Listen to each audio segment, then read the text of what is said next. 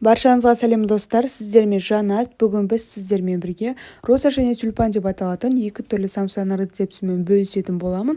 Қамыры өте жұмсақ әрі сырты хрустящий болып келетін бұл самсаны менің рецептімен жасап көріңіздер. Сіздерге ұнайды деген сенімдемін. Және де міндетті түрде видеоны өткізбей соңына дейін қарап, каналыма тіркеліп, жанында тұрған қоңырау белгісін басуды ұмытпаңыздар. Ең алдымен тюльпан самсамызды жасау үшін 200 грамм жылы сүтімізге жарты шай қасық тұз бен 1 шай қасық қантымызды қосып, жақсылап араластырып аламыз.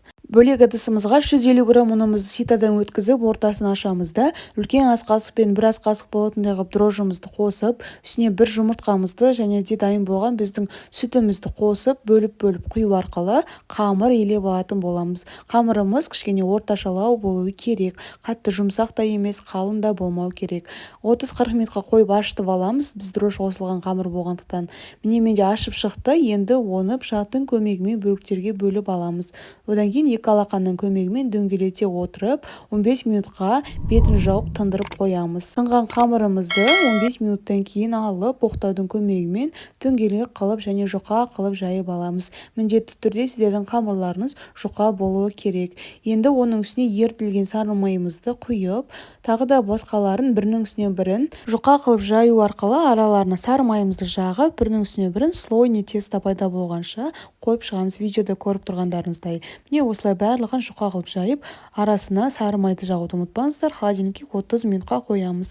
Сары майымыз қата бастаған кезде 30 минут өткеннен кейін жаңағы қамырымызды қайтадан жұқа қылып ұн қосу арқылы біз жайып алатын боламыз. Міндетті түрде аздаған ғана ұн қосыңыздар, қамырларыңыз астына жабысып қалмас үшін. Ерітілген аздаған сары майымызды қосып, жан-жағына жақсылап жағып аламыз да, шетінен бастап ауа кірмейтіндей қылып дөңгелете отырып видеодағыдай орап шығамыз. Егер ішіне аздаған ауа қалып қалған жағдайда видеодағыдай қысып жіберіңіздер, сонда ортасындағы ауасы шығып кетеді. Пышақпен бөліп аламыз. Міне көріп тұрғандарыңыздай ортасындағы слойлары пайда болды. Сол слойын сыртына қаратай шығарамыз. Видеода көріп тұрғандарыңыздай саусақтың көмегіменен сыртына қаратай, сыртының ішіне қаратай, ішін сыртына қаратай осылай дөңгелетеміз. Сонда міне осындай слойлары шығады. Бұл розаға ұқсас жаңағы слойлар пайда болды. Енді ортасы осындай ойық болғаннан кейін үстіне біз фарш пен пияздан арналған начинкамызды қосамыз.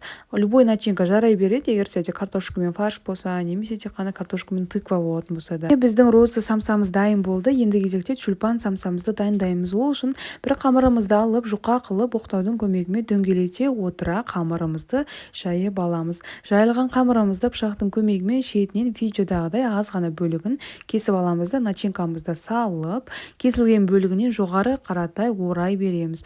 Осылай видеода көріп тұрғандарыңыздай дөңгелене береді. Астыңғы бөлігі қалады осылай ашылып, соны ішіне қаратай, қамырын ішіне қаратай кіргізесіздер. Міне біздің тюльпан самсамыз да дайын болды. Енді самсаларымыздың бәрін жұмыртқаның сарысымен жақсылап жан-жағын майлаймыз да, кунжутымызға видеодағыдай жан-жағын жақсылап жағу үшін батырып аламыз. Ал роза самсамыздың шетіне ғана жаңағы біз кунжутымызды себетін боламыз. Тюльпан самсамыз полный болатын болса, жаңағы кунжутқа оратылған болса, роза самсамызды видеодағыдай міне шетін ғана оратып пісіріп аламыз. Енді қызып тұрған пешімізде 180 градуста 30-35 минутқа қызарғанша пісіріп аламыз. Міне біздің роза және де тюльпан самсаларымыз дайын болды. Сіздермен бірге болған Жанат. Ас болсын, және де міндетті түрде каналыма тіркеліп, жанында тұрған қоңырау белгісін басуды ұмытпаңыздар.